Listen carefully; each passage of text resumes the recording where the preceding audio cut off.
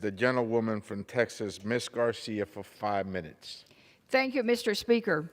I rise today to celebrate the critical investments coming to my home state of Texas. This week, the President signed the Infrastructure Investment and Jobs Act. This bipartisan bill is bringing over $35 billion to Texas for important projects that will rebuild our communities. The fact is, Mr. Speaker, that this is long overdue. When I was a Harris County Commissioner, I built a few roads.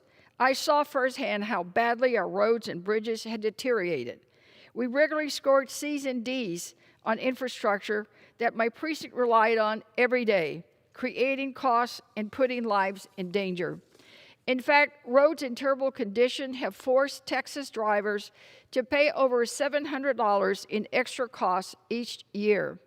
Since 2011, Texans have seen their commute increase to about half an hour because of our roads haven't kept up with our growth.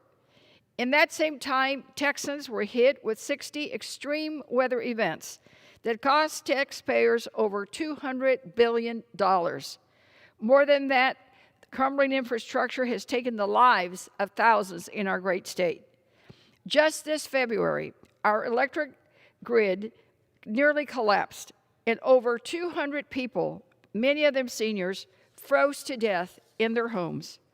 We are past due in the work to improve our state's infrastructure. That's why I'm proud to have voted for this jobs bill and of all the investments coming to Texas. The bill that we passed is over $3.5 billion to weatherize our grid and prepare it for the future crisis. We also invest $27 billion in our state's highways and bridges. We will also get $3 billion to bring safe, clean water to every Texan, especially in our rural communities. This is not small potatoes. We know how dangerous lead pipes are for growing children. Lead contamination can cause developmental problems, mental health issues, and serious medical emergencies. Because of this funding, we can remove lead pipes from Texas schools and ensure that every child can drink clean, safe water. Thanks to all these investments, Texans will have safer commutes, cleaner water, and lower bills for reliable electricity. But this law just doesn't solve today's problems. It prepares us for tomorrow's opportunities. Thanks to this law, Texas will receive $500 million to expand the electric vehicle charging network.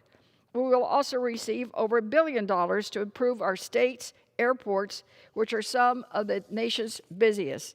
We can also expect over $100 million to bring internet access to 1 million Texans who currently lack it. This is especially important to rural Texans like my sister, who has to drive all the way into town to get to the library to access the internet. Mr. Speaker, it's time to solve these problems and create jobs for our community. That's what this law is going to do. The bill will create thousands of jobs in my state, from construction workers and laborers to engineers and scientists. And all of these are good-paying jobs. For every mile of road that is repaved from Houston to El Paso, we will be supporting roadway workers and construction workers. For every electrical line that is repaired to be more reliable in the cold, we will be supporting electricians and engineers. And for every lead pipe that is replaced to keep our children safe, we'll be supporting plumbers and laborers and other workers. Altogether, the Infrastructure Investment and Jobs Act is just about that: rebuilding our infrastructure, investing in the future, and bringing jobs to our communities.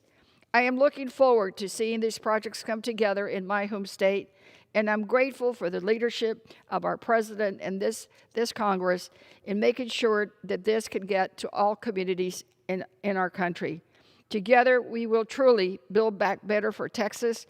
Thank you, Mr. Speaker. I yield back the balance of my time. The chair recognizes the gentlewoman from Massachusetts, Ms. Trahan, for 5 minutes.